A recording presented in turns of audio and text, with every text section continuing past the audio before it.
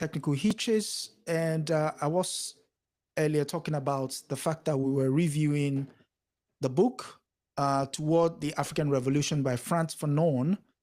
And just a quick synopsis. The book is 208 pages long. It was released with the publishers Grove Press, February 24, 1994. It's a collection of articles written by Fanon, right from the days of Black Skin, White Mask up to Dying Colonialism. So essentially, bringing together all his various works. So the first of was Black Skin, White Mask. The last, which was published posthumously, The Wretched of the Earth, which is what he's best known for. What we'll be doing essentially is looking at the book and see how relevant it is to the African situation.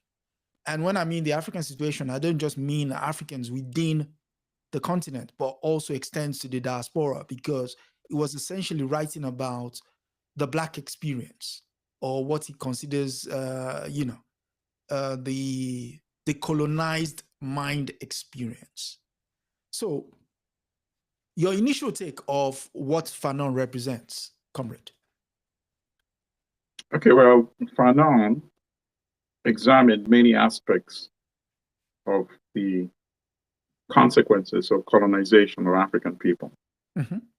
The usurpation of Africa's organic history, the attack against African culture and spirituality, the hijacking of Africa's economy, and the destruction of Africa's indigenous political systems and structures.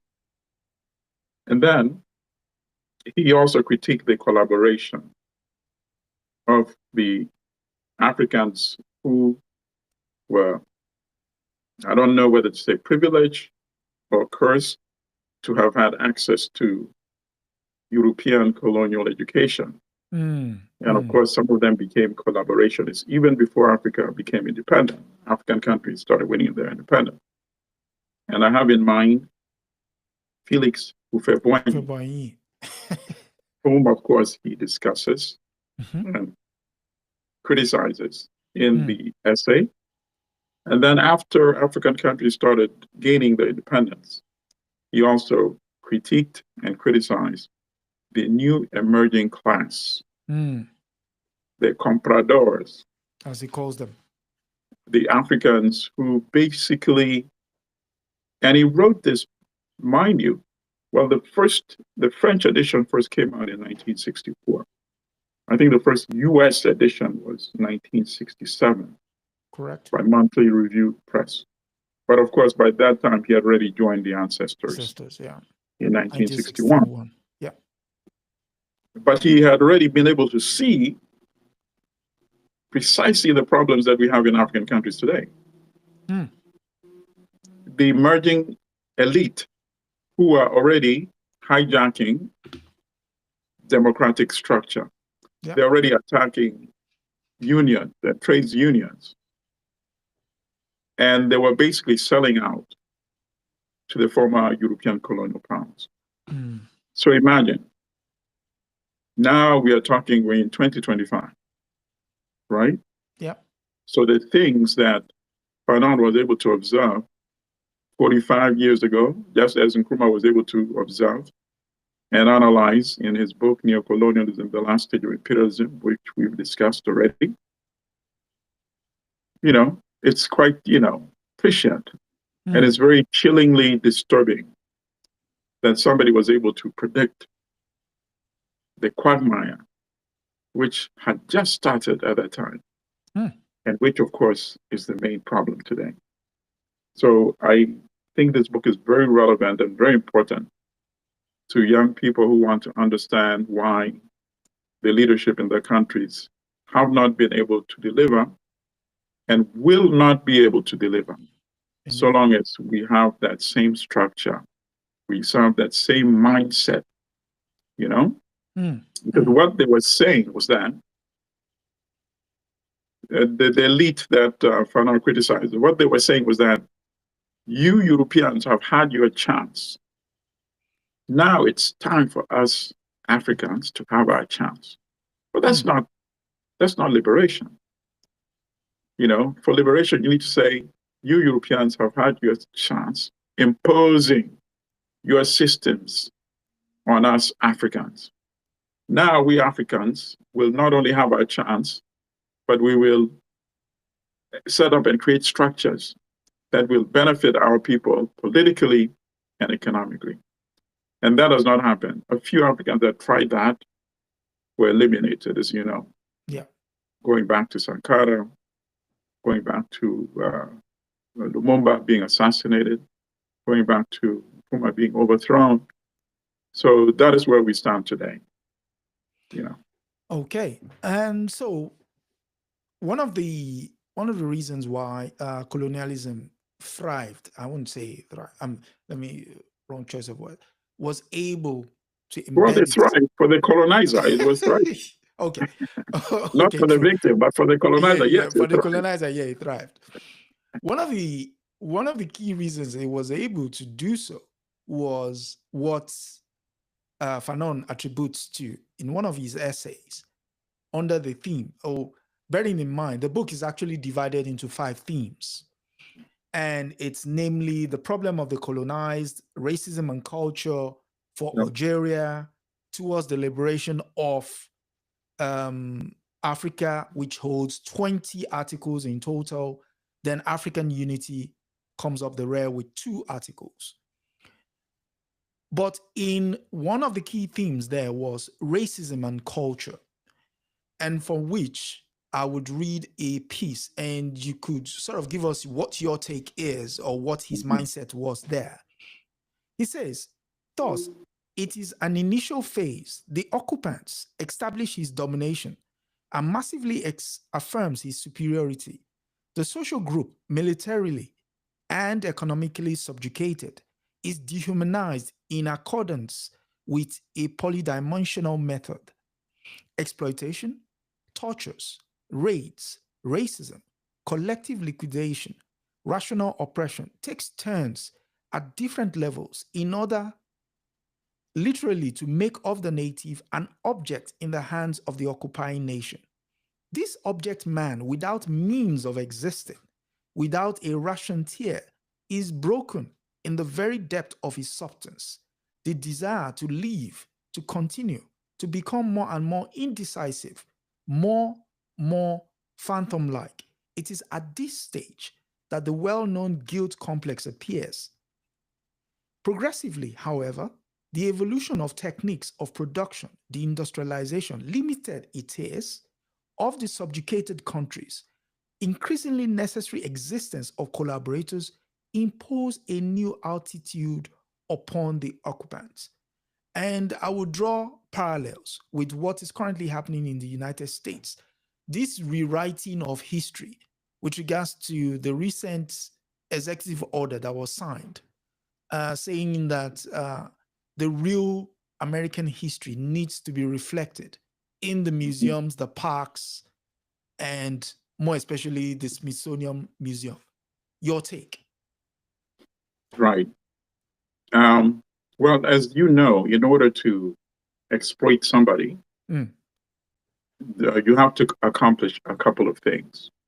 Number one, you have to dehumanize them to make it more acceptable for your fellow, let's say, if we're discussing European exploitation or Africa, to make it much more acceptable for your fellow citizens, your fellow Europeans, your kith and kin, to find it less disturbing or not disturbing at all, right?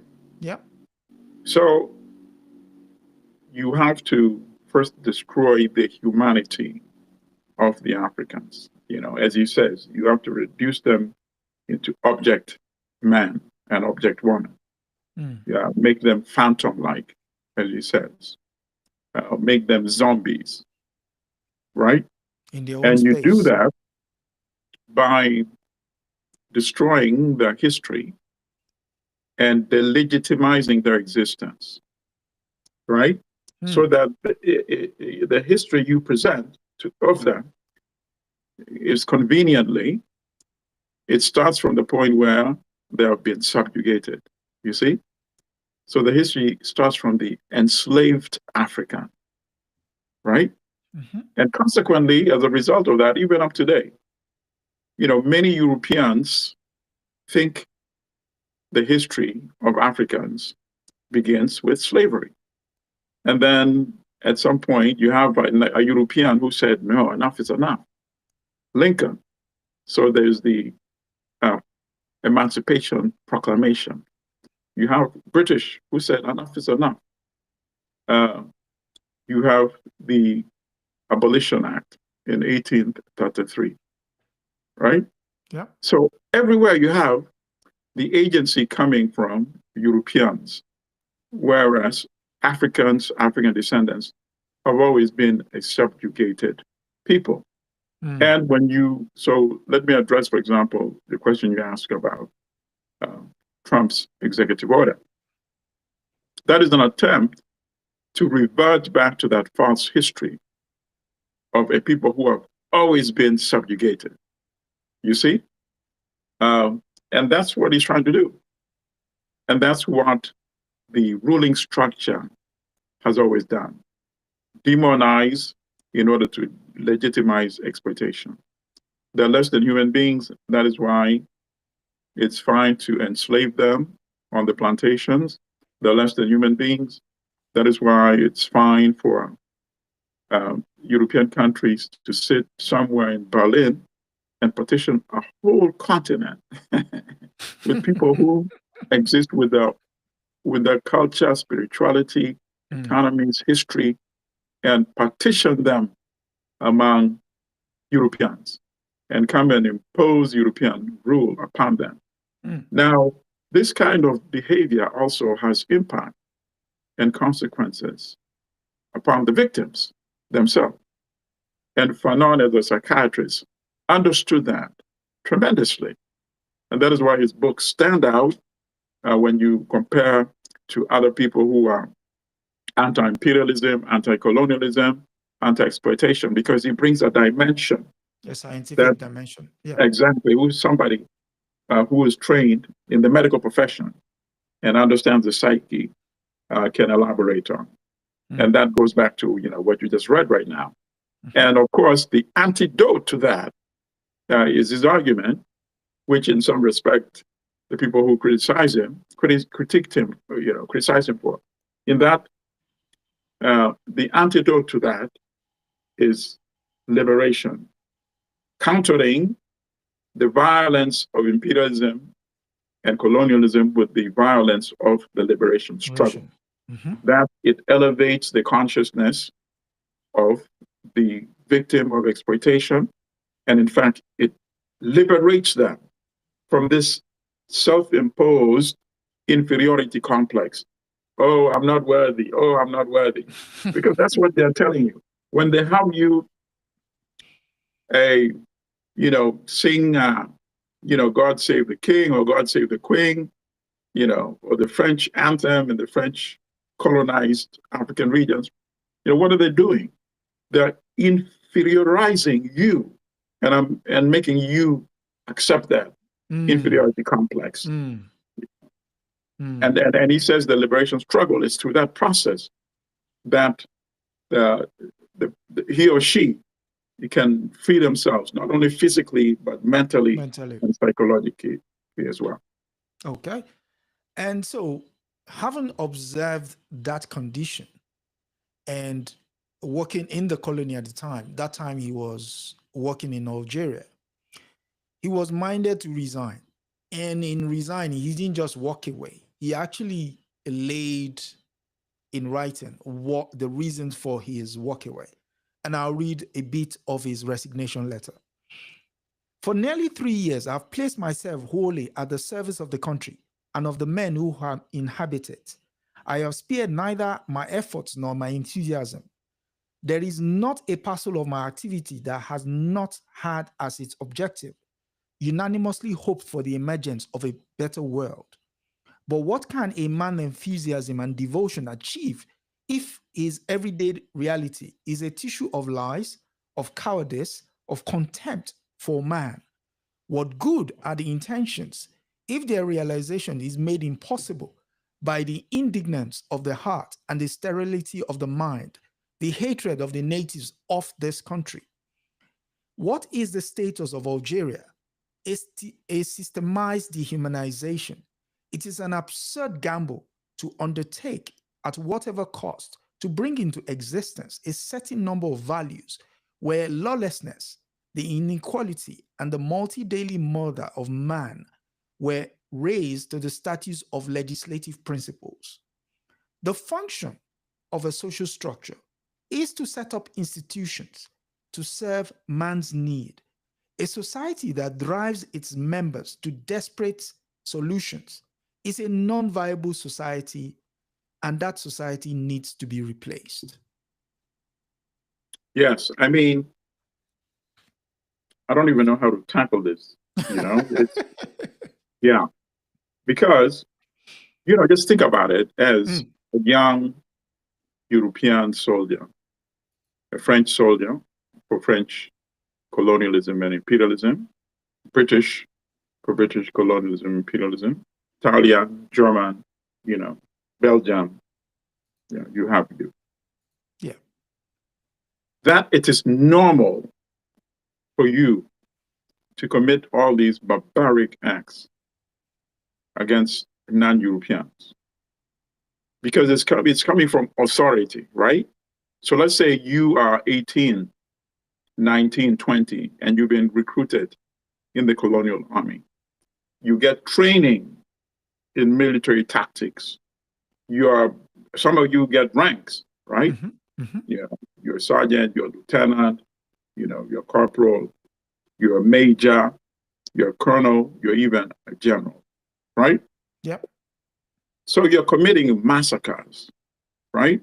Yeah. You're burning people alive in their homes. You're Beheading people. beheading them and putting their heads on spikes Spikes, yeah. to intimidate, the other non-Europeans as well, that you exterminated. In other words, extermination is normalized, you see? Yeah. So obviously he's not only talking about Algeria, he's talking about all the other places where there's victims of imperialism. Yeah. Think about that. So it does two things. We already discussed the inferiority complex, the subjugated people, that it imposes upon them and their psyche, right? Mm-hmm. But what does it do at the same time to these Europeans who are carrying out that act? Think about that. It gives them a high to say It they're does, better but than. is that normal behavior? No. Obviously, it is not, right? So it means that you have, and how could he be a part of that? How could he be a part of that? That's what he's saying in the, in his resignation letter. And for the rest of them, how could you see this as normal, right? Mm-hmm. So obviously the alternative is to create a society where everything, all these barbaric activities which have been normalized, are turned right side up, right? Yep. Because now everything has been flipped upside down. Mm-hmm.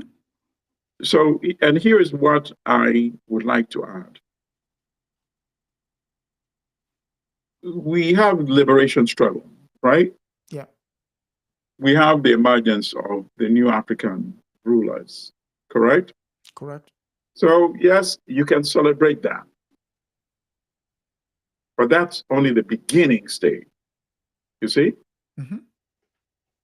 So no matter how much we struggle, and no matter the type of leaders we have, whether you have the reactionaries like Mobutu, your reactionaries like Museveni, all these reactionaries, right? Yadema, yes. And then you have the ones that we see as the progressives, like I just mentioned some of them before, like Lumumba, Nkrumah, Modibo Keita, Sankara, Sekou and all that stuff.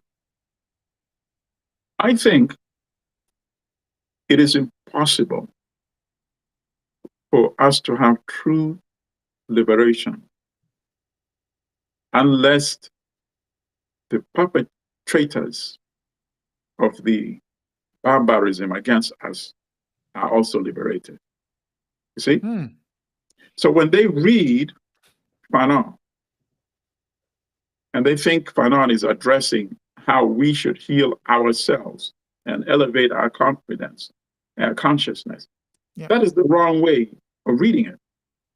You should read it as the descendants of Europeans who committed such barbarity. How can I myself heal as a European? Whether you're European in Europe, European in the United States, right? Yeah.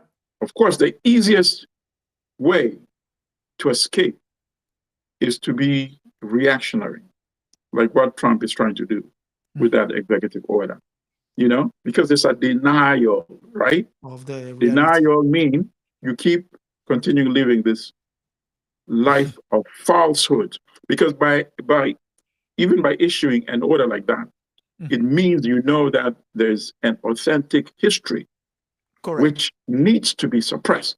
You see? Correct. So you've already acknowledged it, right? How can you suppress something that which doesn't you exist. are not familiar with? You see?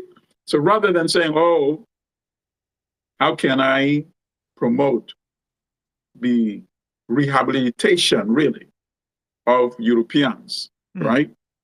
You know, because we in Africa, we do our part. That's what we part of having this kind of discussion. That's what we are doing. Heal fellow Africans, right? You know, I don't think they'll accept, you know, for Africans to start healing Europeans, even though I'm more than happy to engage in that. I would prefer that other Europeans heal fellow Europeans, just the way we are doing to heal other Africans. And that is why I say it's very challenging if it's only a one-way street. Okay. Speaking of the fact that it might be a one-way street, Fanon was of the opinion that we need to speak to the youths of Africa, judging by the fact of the projection of the demographics in Africa, saying by 2015, majority of the population will be between the ages of 18 and 36. And for those who don't know, we're discussing Towards the African Revolution by Frantz Fanon. And this is a collection of his essays, speeches, and articles that he wrote in the course of his life. Again, the title of the book is Towards the African Revolution, translated by Hakon Chevalier, and it's by Frantz Fanon, collection of his thoughts, Frantz Fanon. So, judging by the fact that that demographics is what we might have to contend with in the next 10 to 20 years, Fanon has a message for them. In his essay under Liberation of Africa, which is the third theme in the book. Again, like I said earlier, the book contains 5 themes. The problem of the colonized, racism and culture for Algeria, Towards the Liberation of Africa is the most dense of the themes there, with 20 articles in there. So I'm taking quotes from them and I'm getting the comrade to, you know, give us a take on what he thinks and how they apply to our lived experience at the moment and possibly in the future.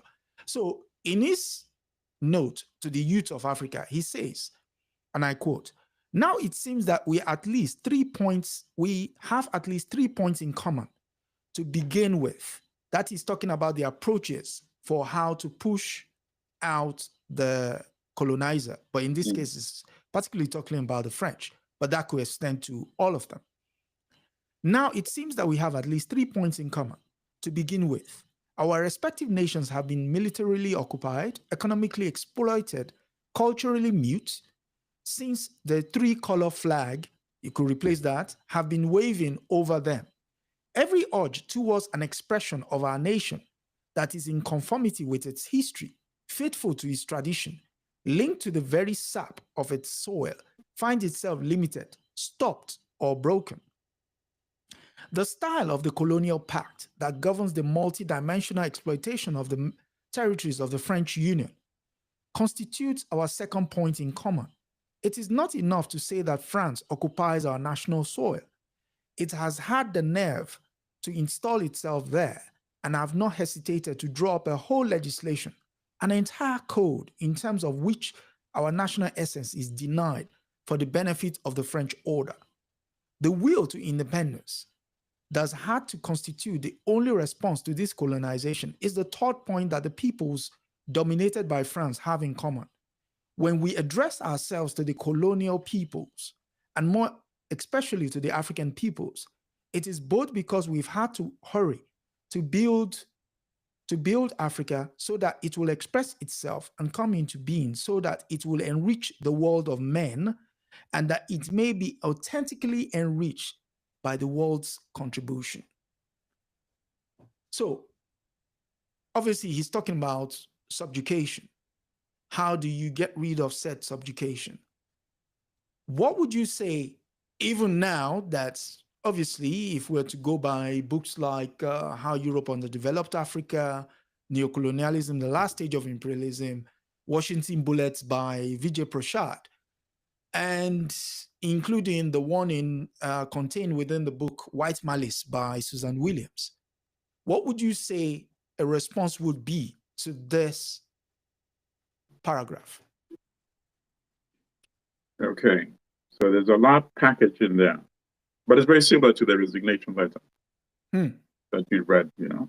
Yeah. The symbolism, let's start with that. Okay. The tricolor, the French flag. Yeah. Right?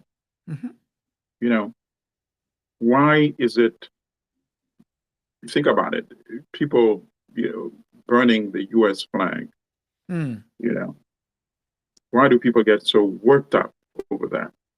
Because of the symbolism that the flag, you know, represents, correct? Yep. So when you have, because I'm trying to make his words relevant to the contemporary conditions, right? Okay. What does it do when you have the French national football, aka soccer team, playing in the World Cup? Okay. And 9 of 11 players, or 8 of the 11 players on the field at any given time, I know where you're going with that. are Africans playing under the tricolor, correct? Yeah, correct. Yeah.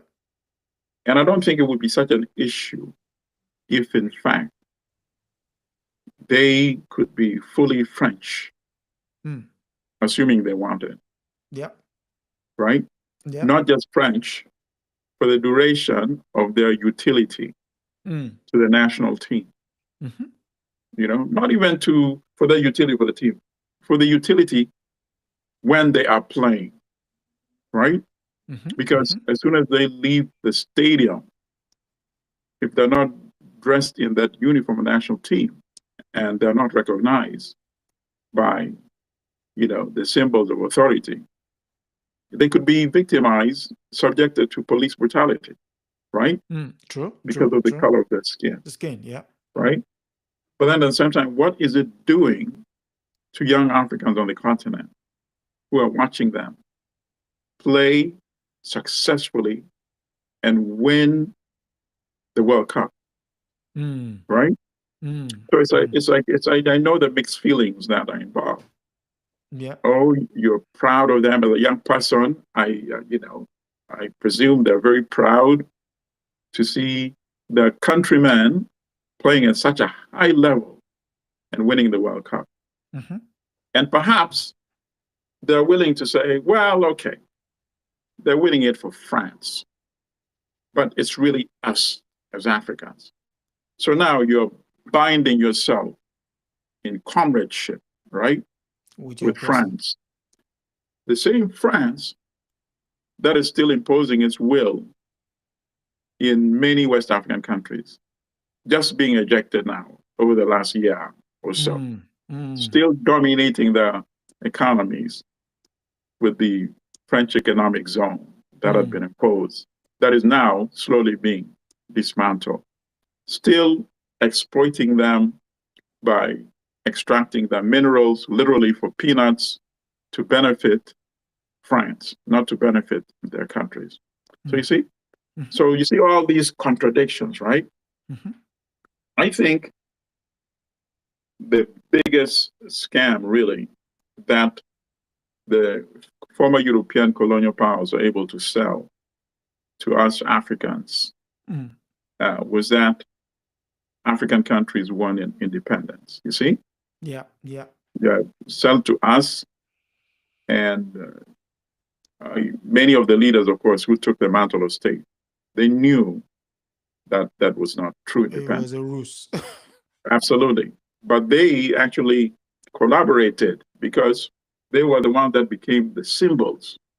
So now you don't have overtly the French or the British flag. In fact, it's one of the biggest things they do during the so-called independence transition. They lower the colonial flag, right? Yeah. And then they raise the new national flag. They sing the new national anthem, right? But the structures are still in place. The structures are absolutely in place. Now you have symbolism keeping us down. You have symbolism elevating us, momentarily, psychically, when we see our fellow Africans, starting at the highest level of soccer, football, and winning the World Cup. And these are the things that they're very difficult to condemn. How can you fully condemn a fellow African playing at that high level of football? You're sort of put in a difficult position. You can't, it will almost be as if you're pushing back against yourself. You mentioned the issue of collaboration. Fanon was also, very poignant with that. And still in the letter, in the message to the youth, he said, the future will have no pity for said men who possessing the exceptional privilege of being able to speak words of truth to their oppressors have taken refuge in the attitude of passivity, of mute indifference, and sometimes of cold complicity. Mr. Houphouët-Boigny, Africa's deputy and president of the RDA. The RDA was the Républicain Démocratique Africain, one of the parties in the French Assembly at the time, granted an interview to the press a few days ago after expressing some absurd views on the hoped-for evolution of an Africa draped in the three-color flag. He came to the Algerian question, and he did not hesitate to say that Algeria must remain within the French orbit. This gentleman, for more than 3 years, has played the role of strawman for French colonialism, holding a post in every government. Mr. Houphouët-Boigny has directly associated himself with the policy of extermination practice in Algeria. Yeah. Could you give people a sense of what transpired in Algeria so that at least they understand what Mr. Houphouët-Boigny signed himself up for?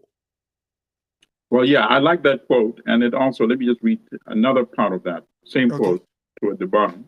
Yeah. When a colonized person like Mr. Houphouët-Boigny is so forgetful of the racism of the settlers, of wretchedness of his people, of the shameless exploitation of his country, that he does not participate in the liberating pulsation that lifts up the oppressed peoples.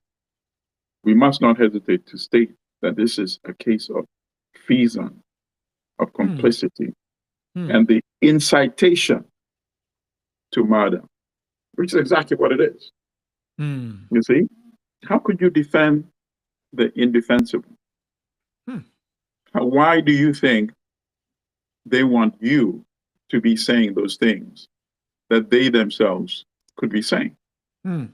Because they know it has a different type of impact and effectiveness when they have an African, right, speaking to other Africans and saying, no, it may look bad, this colonialism thing, this imperialism thing, but it cannot be the worst thing.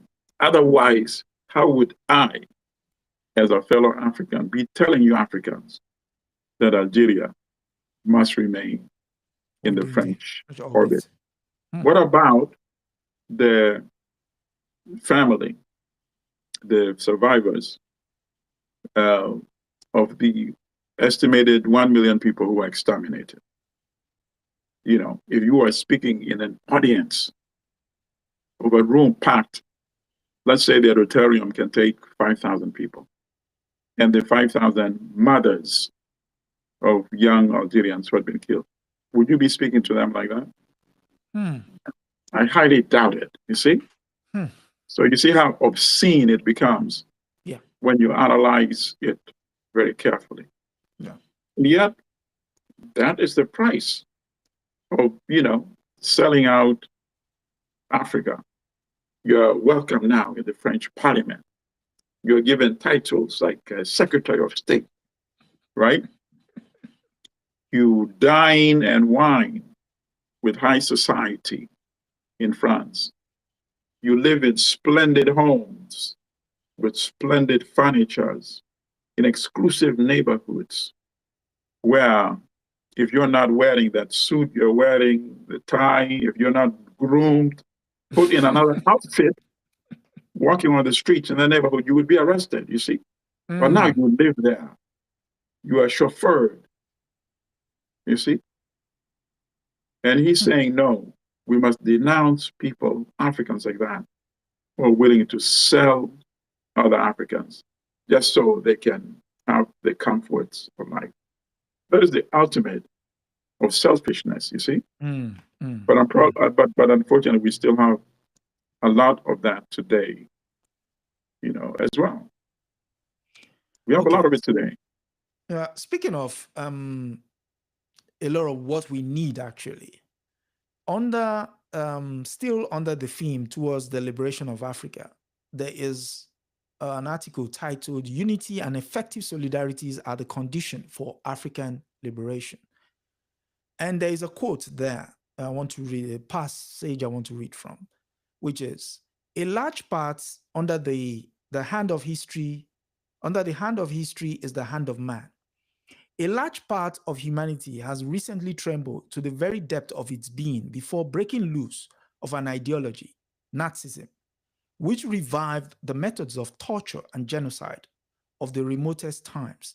The countries against which the manifestation of Nazism were most immediately directed leagued together and pledged themselves not only to liberate their occupied territories, but literally to break the backbone of Nazism, to root out the evil where it has sprang up, to liquidate the regime to which it has given reason.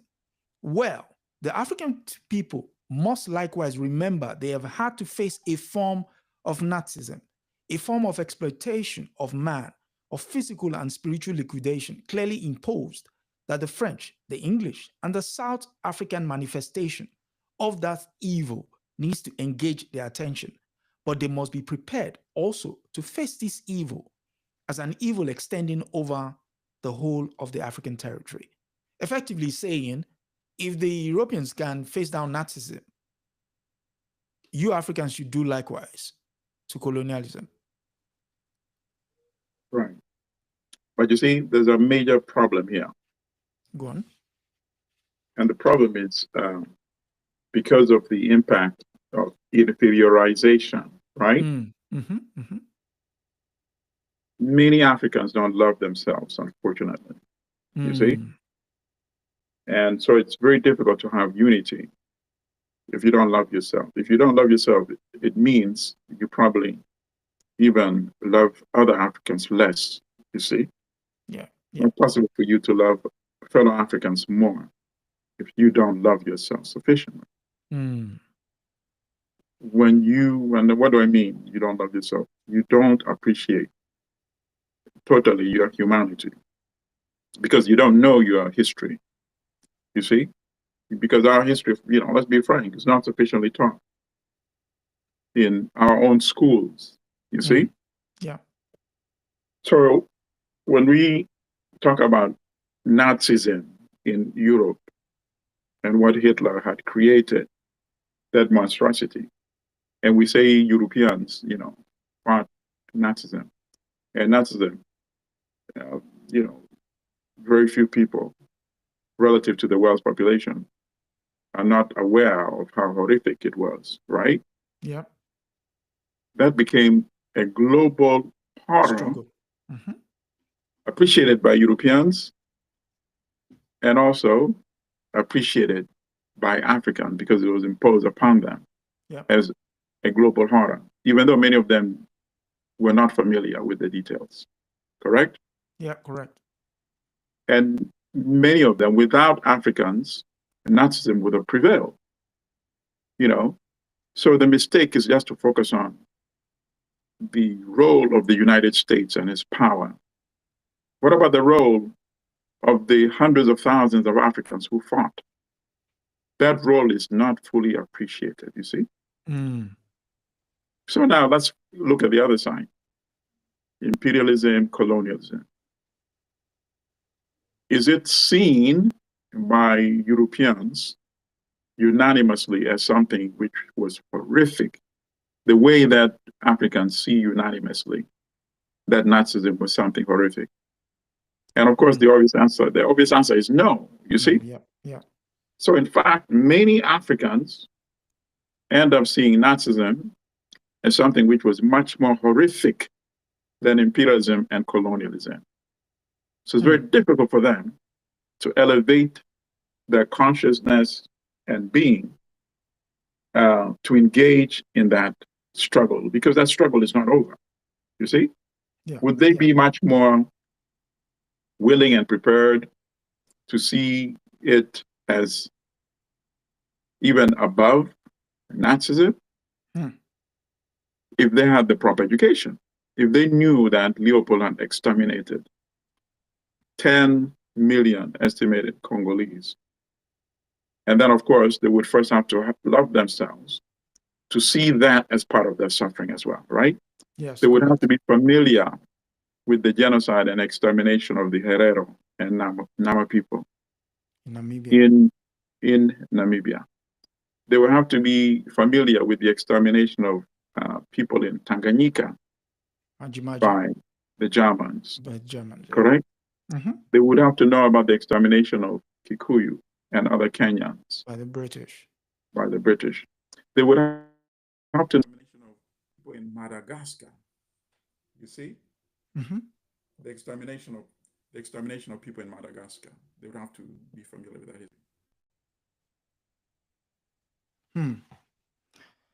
So because we are so unfamiliar with our histories, it makes it very difficult for us to engage in struggle in the way that Fanon is correctly, by the way, trying to elaborate. Okay. Speaking of unity, I want to just take this last quote because I'm mindful of you would need to, we'll be having a hard stop at top of the hour.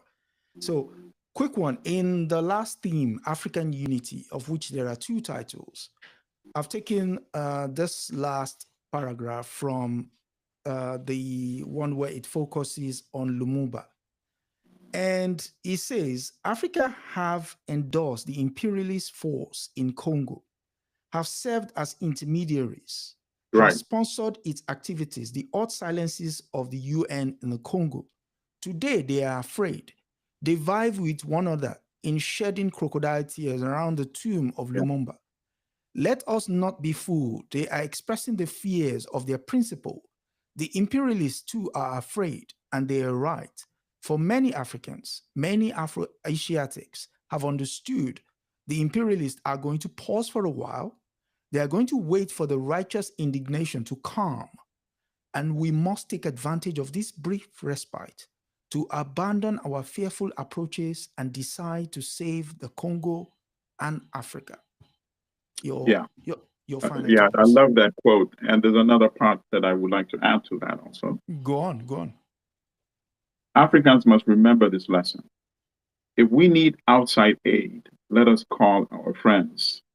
They alone can really and totally help us achieve our objectives because precisely the friendship that links us is friendship in combat. But the African countries, for their part, committed a mistake by their willingness to send their troops under the cover of the UN. In fact, they were permitting themselves to be neutralized, and without suspecting it, they were allowing others to do their work. They should have sent troops to Lumumba to be sure, but not within the framework of the UN, directly from one friendly country to another friendly country.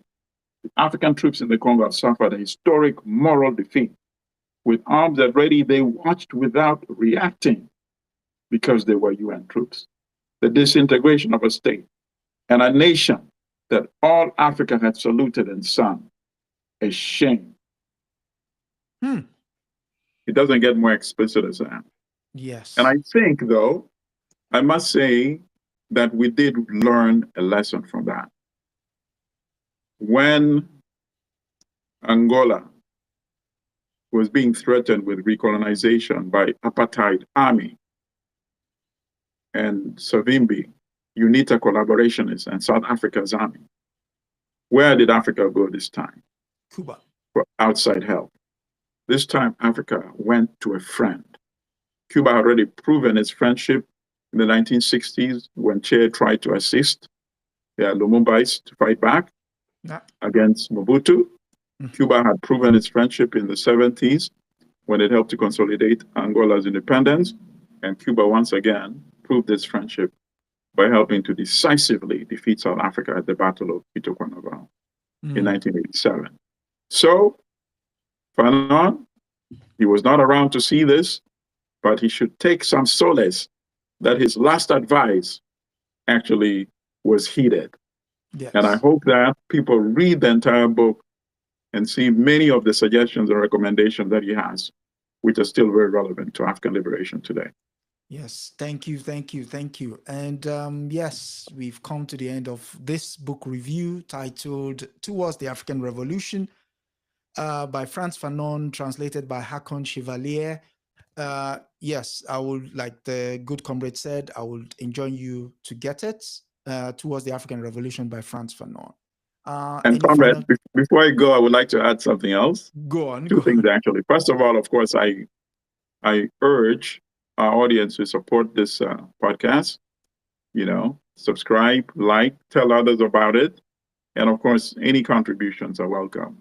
Yeah. So that the production can also be enhanced. Yes, number one. Number two, the book you held up, I also need to get a second copy, and let me explain why.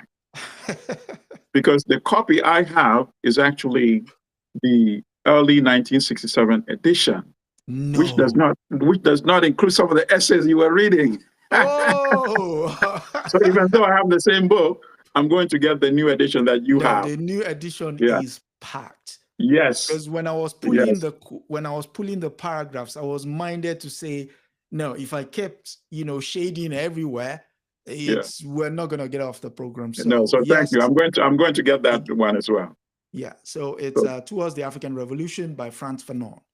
Thank you, brother. Yes, you could get his other books, Dying Colonialism, what's it called? Black Skin, White Mask. Yep. And of course, the favorite, The Wretched of the Earth. Absolutely. Yeah. So yeah, thank you again for coming through. And thank you, brother. Everyone, until next week, have a lovely week ahead. And keep the message and keep the thoughts flowing. Until next week, goodbye for now.